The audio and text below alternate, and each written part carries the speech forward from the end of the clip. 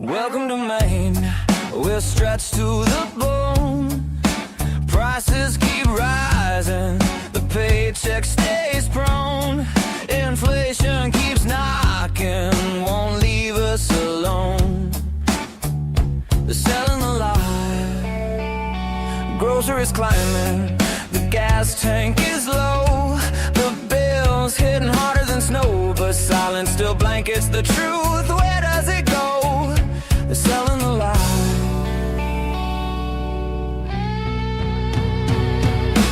Housing is gridlocked from Portland to the county. Workers commute far past what feels soundly. Talk of solution comes yearly, not loudly. They're selling the lie. Welcome to the Muddy Waters Podcast, where Mainers tell their stories, unfiltered. Good morning, Maine. This is Chuck Ellis, and you're watching the Muddy Waters Podcast. Back with Jon Fetherston. It's been a little while since we've had you on, John. Thank you for joining. It's a very fun day in a sense, sad day in all reality that this conversation is happening. But as conservatives, we want to see Susan Collins get reelected. It seems like good old Porta Potty Platner might be done. He should have been done months ago. The interesting thing is that he has said in many of his campaign appearances that he's running against the Democrat Party because the Democrat Party doesn't really support him. The Democrat Socialist Party supports him. So he's not going to be able to raise any money.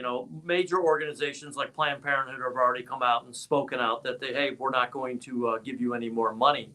But what else does the Porta Potty creepy guy have left in his life? He has really nothing. He doesn't legitimately have a real oyster business. Myself and the Maine Wire team went up to Sullivan, Maine, and we proved that without any doubt that at best it's a hobby, and his only customer is his mother's restaurant. His wife, he has thrown under the bus, so I can't imagine she's real happy with him right now. So what does he have? It's Bernie Sanders hasn't come out and said that he should get out of the race. Elizabeth Warren has kind of like tipped her foot in the pool a little bit, but Elizabeth Warren, he's my kind of guy. Is that the case still today? And Stephen King is still saying that he should stay in the race. I think he should get out of the race. I mean, I don't think he should have ever been in the race, but now it's going to be interesting. How much are they going to have to pay him to go away? Is it millions? Is it multi-millions? Is it 10 million? Is it 20 million? Because the man has nothing in his life after this, and he's always going to be remembered. Every time you walk by a porta potty now, you're always going to go, "Oh, Graham Platner. Oh, Graham Platner." So his image is tainted. I don't feel any sorrow for him because he's not a good guy, and I don't feel bad for the Democrats because this is all on the Democrats. Bernie Sanders picked Graham Platner, Graham Platner was not the first choice. He was the second choice. And even though they knew that this guy had a creepy past and a questionable background, they still wrote him, and they loved the momentum that Platner generated. But here's the bottom line. The Democrats have told us for a long time, and it's one of the few things that I agree with them on, that we trust all women when women come forth with allegations of sexual abuse. The Democrat Party didn't do that.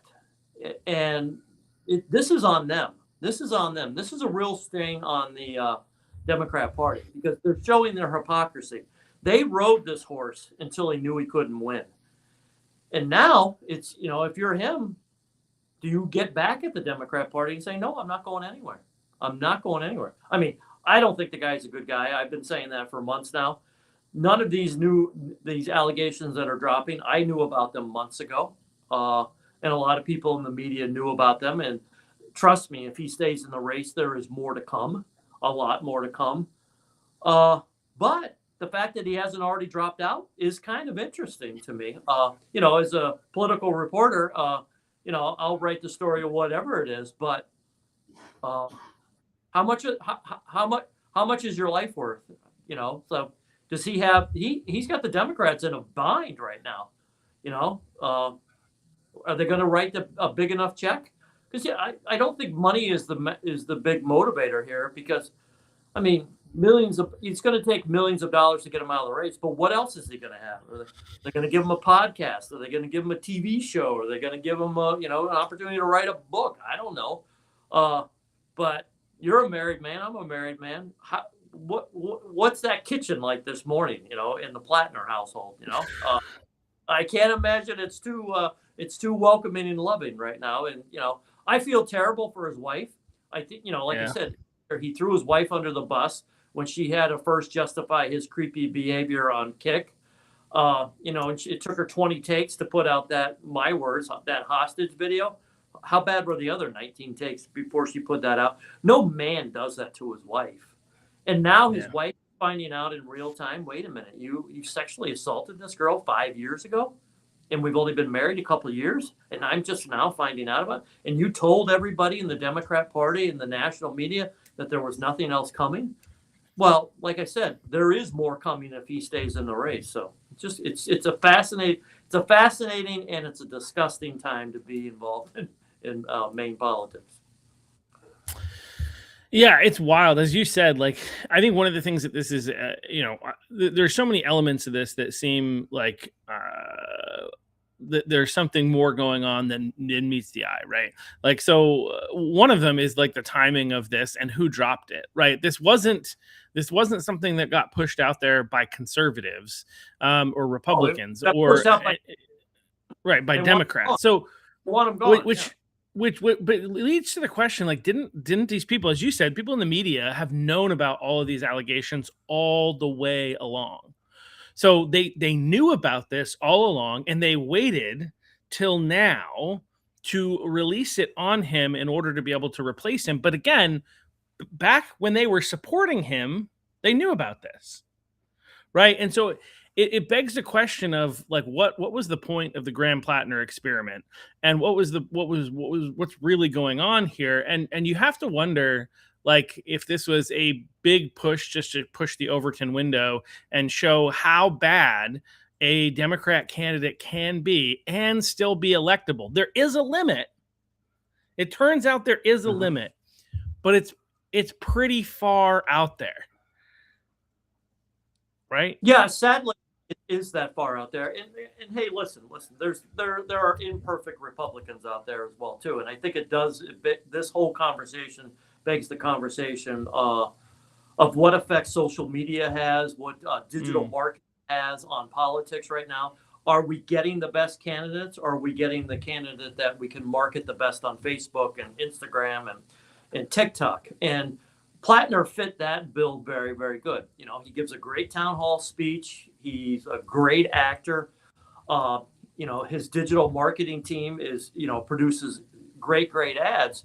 But then, once the ad stops in the town hall speech, what are you left with? You're just left with a creepy guy who you wouldn't want dating your sister, and you certainly wouldn't want him representing you in the United States Senate.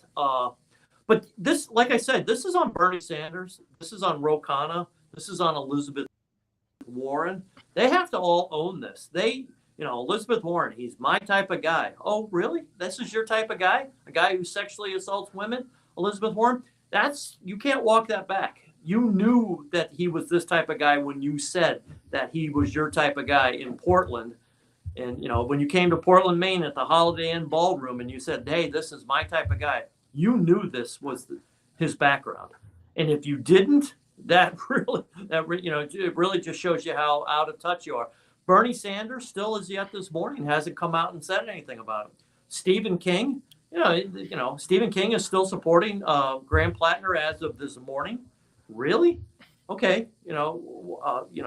Why Stephen King? Why would you support a man who has been accused of, and I know Platner, denies it, but multiple sources now have said that he's been abusive to women, and there is more rumored out there. Stephen King, please justify to me how you can support this guy. And, and I've said this on Maine Wire TV for the last couple of months. The Platner campaign will be death by 1,000 paper cuts. One paper cut's not going to kill you. It's just, it's uncomfortable and it's unfortunate. But, it's, the police are bad. Black people don't tip. Women deserve to get raped because they drink too much. Abusive relationships. Lobstermen are stupid. Rural Mainers are stupid. That was all fine until yesterday. And the hypocrisy of Hannah Pingree and Troy Jackson now coming, oh, well, this is all too much. You guys knew all this. You guys knew all this probably before I knew about it. And you rode this shiny new toy because you thought he could beat Susan Collins. And slowly but steadily, like the way Susan Collins does everything, she just ran her campaign as a class act and as a professional. And then she started to win in the polls. And now when you saw that the money started drying up and that Susan Collins was leading in the polls, now we have to believe all women. Well, you know what? Shame on you, Democratic Party, because you should have believed Lindsay Fifield when she first came out, and you discredited her because she's a Republican. But now a Democrat goes on CNN and says, hey, listen, I support the progressive movement and I'm still a Democrat and you should believe me. Now, all of a sudden, we have to believe her. And we should believe all women when they step forward on this. And this is the problem that we have. This isn't a Graham Platner issue. This is a woman issue that we should believe all women when they come forward. And this is the reason why women don't come forward and keep this hidden from the public, because they don't want to go through what Jenny is going through now, what Lindsay Fifield has gone through now, and what other countless, sexual assault victims have done. And that's a real problem. And the Democrats are owning this, that, it's okay until we can't win. Shame on the Democrats. Yeah, and this woman shared that she had come forward not as fully, but in the same article that the New York Times ran about Fifield, she was mentioned in that article, but she kind of got buried under the rug because the Democrats made that, and I think even probably the New York Times made that all about the fact that this Fifield woman was a conservative and therefore was a conservative activist who is just making this stuff up, and they completely ignored the other women that were mentioned in that, and that's what motivated her to be like, no, I've got to tell the story. And I think the timing, again, as I said, was interesting. I think the people that she was talking to within the Democrat movement were pushing her to get it out in time for them to be able to put pressure to be able to remove Graham Platner. But as you said, this is an indictment. This whole race is an indictment on the Democrat Party. What Democrat has not supported him at all the way along? The only one I can think of is Jon Fetterman. Right? Jon Fetterman's the only one that at no point that on the Democrat side has he been supportive of Graham Platner. Everybody else, so at some level here in the state of Maine, nationally has got behind this guy. And we had so many reasons not to trust him, such as the fact that stuff came out and they said, is there any more? And he lied and said no, obviously knowing that there was, right? And so he's a documented liar. He pretended that somehow for 20 years, despite being a guy that pathological. He's a pathological liar. Yeah, he's a pathological. I've caught him in numerous lies that he, and when you lie stuff that doesn't matter, then you're a pathological liar. So, yeah, and but all the things, the Nazi tattoo, the communist comments, the anti-cop rhetoric, the training a military group of transgender people, rape blaming, other misogynistic comments, and making comments about Black people not tipping. I mean, the list is pretty hefty, and they backed him through all of that. And so this is just an indictment on the Democrat Party. Again, leadership knew about this stuff. They had to, and they decided to run with him anyway for some reason. I don't think I completely understand, but I think it has to do with moving the Overton window. And now on a race that they knew that they probably had, it's a Hail Mary for them to be able to beat Susan Collins in Maine, given the class act that she is. And so I think they thought, what the heck, let's give it a shot. But then that begs the question of what happens now? Again, Graham hasn't said that he's resigning yet, or withdrawing. And Bernie hasn't told him to yet, but one would have to assume, like, what's the benefit of staying in for him? What's the benefit of dropping out? And then who in the heck would agree? Some people would make arguments about Troy Jackson, Nirav Shah, Jared Golden, somebody along those lines that might be able to step in at this point because they've already run statewide campaigns, and they could have, or Golden has name recognition, and they could maybe be able to give it a run. But like, I think you're going to have a hard time getting Democrat voters to be motivated about a Senate candidate right now. I mean, so like, what's next for him? And then if he does drop out, who do they replace him with, and why would they want that job? Well, we were talking about this morning on the Ray Richardson radio show, and one thing that is getting, and I don't know that he'll do it, but I know my wife would vote for him 10 times, is Patrick Dempsey, the actor. Like, think outside the box, somebody that's not an establishment politician, but a well-known name, very popular with women. Like I said, my wife thinks that he's extremely attractive and handsome, and like I said, would vote for him 10 times if she could. He's a nice guy. He's got name recognition. He's done a lot of good things in Maine with his Patrick Dempsey Center. But is he a registered voter? Shaw makes the most sense if you're going to stick with a politician. Is Dempsey a registered voter in Maine? Because you'd have to be a registered voter in Maine in the Democrat Party in order to be able to run. According to our conversation today, it might be legitimate. I don't know. I mean, but what retread? And this begs the question of why I'm saying it. Like, what politician is going to do? Dr. Shaw has the most name recognition. He did get the most votes in the gubernatorial race, and he didn't win. So he does have that name recognition. A likable man, so that could work. But Troy Jackson has too much problems with his financial disclosures. He's not going to run for, there's a difference between running on a state level with your financial disclosures and then with your federal disclosure. So I would be surprised if Troy Jackson jumps in. Shanna Bellows could raise some money. I don't think Shanna Bellows. Well, she already lost to Susan in the past, so. I'm loving it. They're in a bind, and I'm loving it because they don't have anybody. Yeah. And Janet Mills is probably over here going, "Hey, I'm still here, and everybody's going, "Yeah, we don't care." So no, thank you, Janet, but no.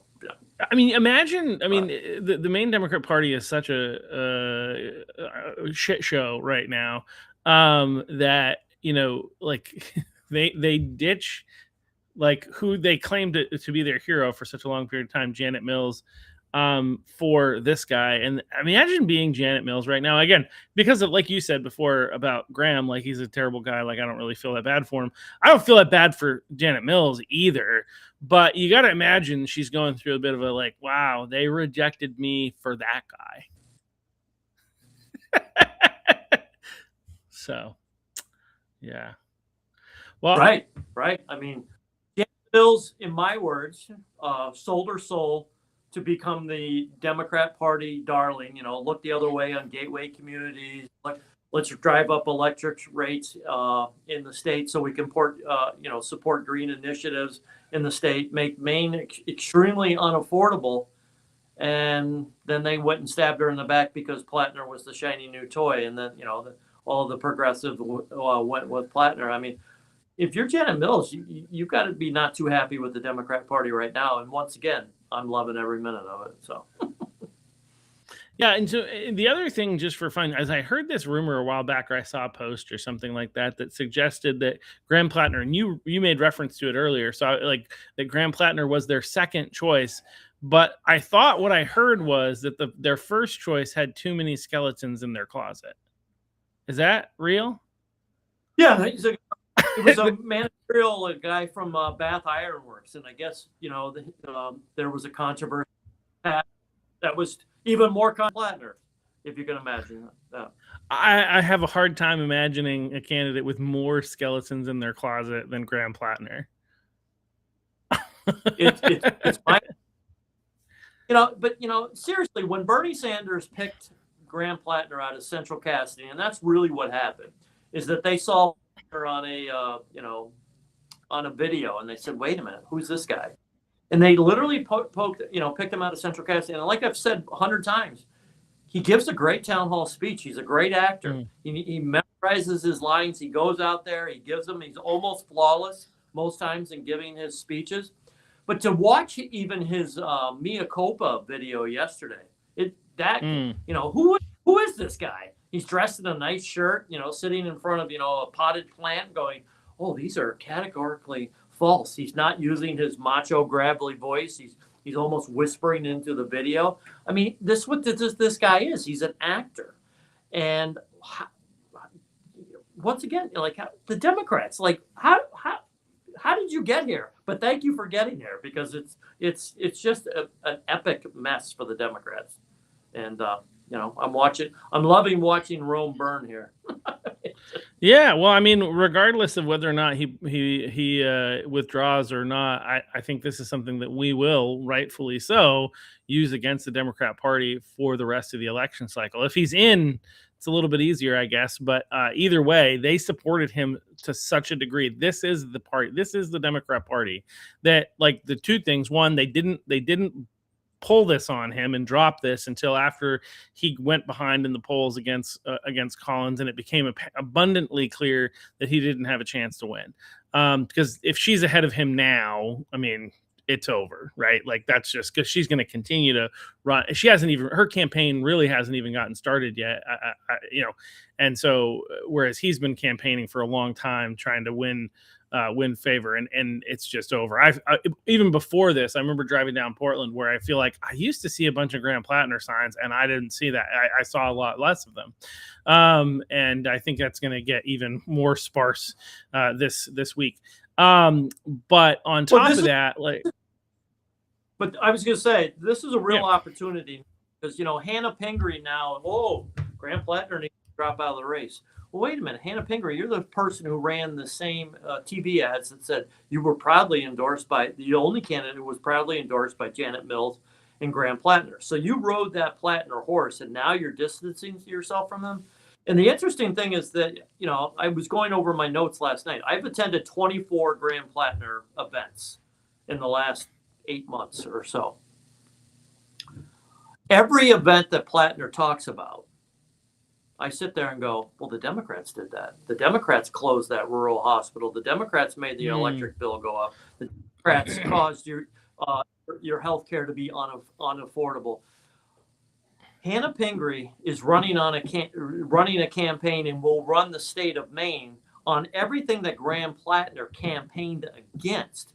And if the public isn't paying attention to the gaslighting of what's going on with Hannah Pingree and Graham Platner's relationship and Graham Platner's platform, it's time to really start paying attention. Hannah Pingree is not going to lower your electric bill. He's not going to lower your health care bill. The hospitals will still continue to go out of business because of all the fraud and Maine care fraud. This is an opportunity for the Republican Party here in Maine to sit there and go, okay, wait a minute. Why is Hannah Pingree, almost double the lead right now of Bobby Charles in the polls?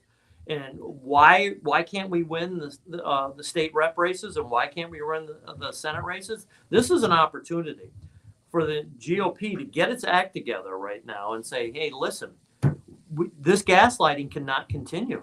And Hannah Pingree is the biggest hypocrite running in the state of Maine right now. And, a lot of it has to do with Graham Platner. And this is an opportunity for people to seize up and say, enough is enough, and for the Republican Party to become the gold standard again for what politics should be in Maine. And if we don't seize this opportunity, shame on all of us. Yeah, absolutely. I mean, I think it gives us a really great opportunity. So, well, I'd love to get into a lot of the other stuff that you've been doing, but we are a bit limited on time today. So just want to thank you for coming on. Thank you for reporting. I saw you posted something about how, like, there are 3 different people that are now, like, not in it anymore, and you had a part in helping them. Iman Osmond, Shana Bellows, and Graham Platner. I'm proud to say I played a small role in all of their demise. Yes. And that's the power of the main. That's the power of the Maine Wire. Because if you didn't have the Maine Wire, you wouldn't know what's going on.